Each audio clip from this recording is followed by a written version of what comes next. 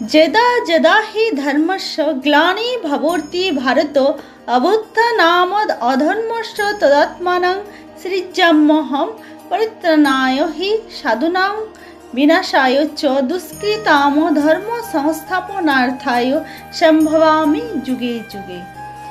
এই শ্লোকটি ভগবদ গীতার অধ্যায় 4 শ্লোক 7 থেকে 8 নেওয়া। এর বাংলা অর্থ খুব সুন্দর ও গভীর। যখনই ধর্মের অবনতি ঘটে, হে ভারত অর্জুন, আর অধর্ম অন্যায় বেড়ে যায়, তখনই আমি নিজেকে অবতার রূপে প্রকাশ করি, সাধুদের রক্ষা করতে, দুষ্টদের বিনাশ করতে এবং ধর্মকে আবার প্রতিষ্ঠা করতে আমি যুগে যুগে আবির্ভূত হই। তা সহজভাবে বললে ভগবান বলেছেন, যখন পৃথিবীতে অন্যায় বেড়ে যায় আর সত্য ধর্ম দুর্বল হয়ে পড়ে, তখন তিনি অবতার নিয়ে এসে ভালো মানুষদের রক্ষা করেন এবং খারাপ শক্তিকে ধ্বংস করেন। এই কারণেই আমরা বিষ্ণুর বিভিন্ন অবতার যেমন রাম, কৃষ্ণ সম্পর্কে শুনি। পৃথিবীতে যখনই পাপ বেড়েছে, যখন অন্যায় গ্রাস করেছে মানব জাতিকে, তখনই এক শক্তি বারবার অবতীর্ণ হয়েছে, ধ্বংস করতে অন্ধকার, রক্ষা করতে সত্য। কে সেই শক্তি? কেন তিনি 10 বার অবতার নিয়েছেন? আর সত্যিই কি এই 10 অবতার মানুষের ইভলিউশনের সাথে জড়িত? আজ জানবো ভগবান বিষ্ণুর রহস্যময় 10 অবতারের গল্প, যা আপনার ভাবনাকেও বদলে দিতে পারে। কিন্তু সবচেয়ে অবাক করার বিষয়টা জানেন, এই 10 অবতারের মধ্যে লুকিয়ে আছে এমন এক গভীর রহস্য, যা আধুনিক সায়েন্সের এভলিউশন থিওরির সাথেও আশ্চর্যভাবে মিলে যায়। তাই ভিডিওটা শেষ পর্যন্ত অবশ্যই দেখুন, কারণ শেষ অবতার সম্পর্কে যা জানবেন তা হয়তো আপনি আগে কখনো শোনেননি। পুরো ভিডিওটি মনোযোগ দিয়ে দেখুন, তাহলেই জানতে পারবেন বহু অজানা নিত্য নতুন তথ্য। ভগবান বিষ্ণুর চরণে জানাই শতকোটি প্রণাম, আমার গুরুজনদের জানাই শ্রদ্ধা ও প্রণাম, আর আমার থেকে ছোটদের জানাই ভালোবাসা। আমার কোনো ভুল ত্রুটি হয়ে থাকলে অবশ্যই ক্ষমা করবেন, অথবা কমেন্টে জানিয়ে আমাকে সংশোধনের সুযোগ করে দেবেন। আসুন তাহলে আমরা বিষ্ণুর 10টি অবতার সম্পর্কে জেনে নিই। মৎস্য অবতার। বিষ্ণুর প্রথম অবতার হলেন মৎস্য অবতার। একটি বিরাটাকার মাছের রূপ ধারণ করে নারায়ণ দানব হায়াগ্রীবের কাছ থেকে চতুর্বেদকে রক্ষা করেন। হায়াগ্রীব সমুদ্রের গভীরে বেদ লুকিয়ে ফেলেছিল। মৎস্য অবতার রূপ ধারণ করে বেদ পুনরুদ্ধার করেন বিষ্ণু। কূর্ম অবতার। কূর্ম অবতারে বিষ্ণু এক বিশাল কচ্ছপের রূপ ধারণ করেন। সমুদ্র মন্থনের সময় মন্দার পর্বত নিজের পৃষ্ঠে ধারণ করেন তিনি।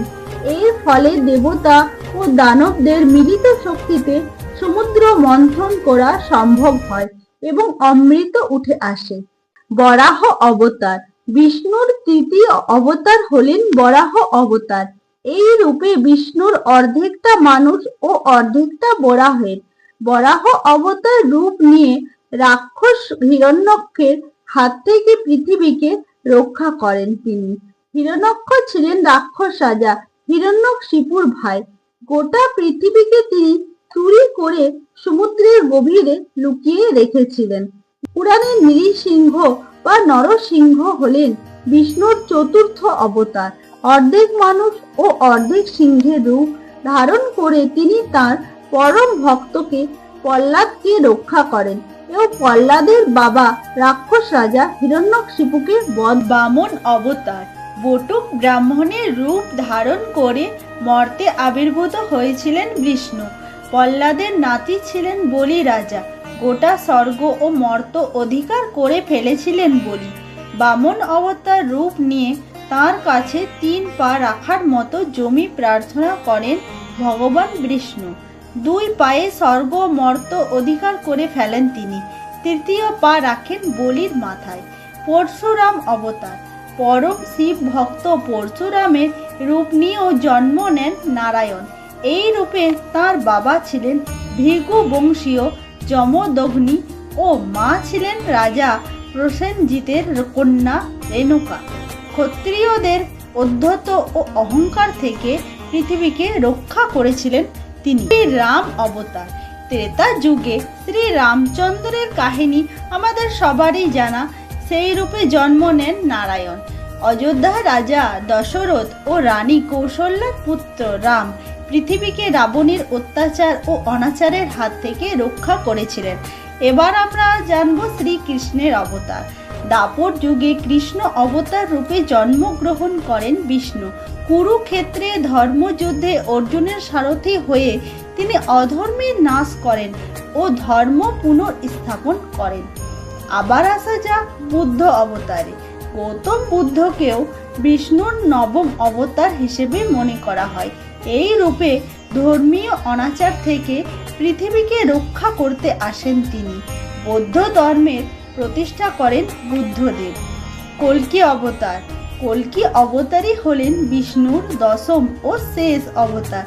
কলিযুগের শেষে আবির্ভূত হবেন তিনি এবং পৃথিবীর বুক থেকে সকল পাপ দূর করবেন।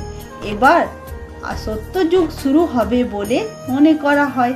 কল্কি অবতার আসবেন দেবদত্ত নামের কালো ঘোড়ার পিঠে চেপে, তার হাতে থাকলে খোলা তলোয়ার। তাই বন্ধুরা, যখনই পৃথিবীতে অন্যায় বেড়েছে তখনই ভগবান বিষ্ণু অবতার নিয়ে ধর্মকে রক্ষা করেছেন, পাপকে ধ্বংস করেছেন। আর ভবিষ্যতেও শেষ অবতার কল্কি আসবেন, যিনি আবার নতুন যুগের সূচনা করবেন। আর যদি এমন নিত্য নতুন রহস্যময় ভিডিও আরও দেখতে চান তাহলে এখনই ভিডিওটা লাইক করুন, চ্যানেলটা সাবস্ক্রাইব করে বেল আইকনটা অন করুন আর কমেন্ট করে জানান আপনার প্রিয় অবতার কোনটি। হরে কৃষ্ণ, রাধে রাধে।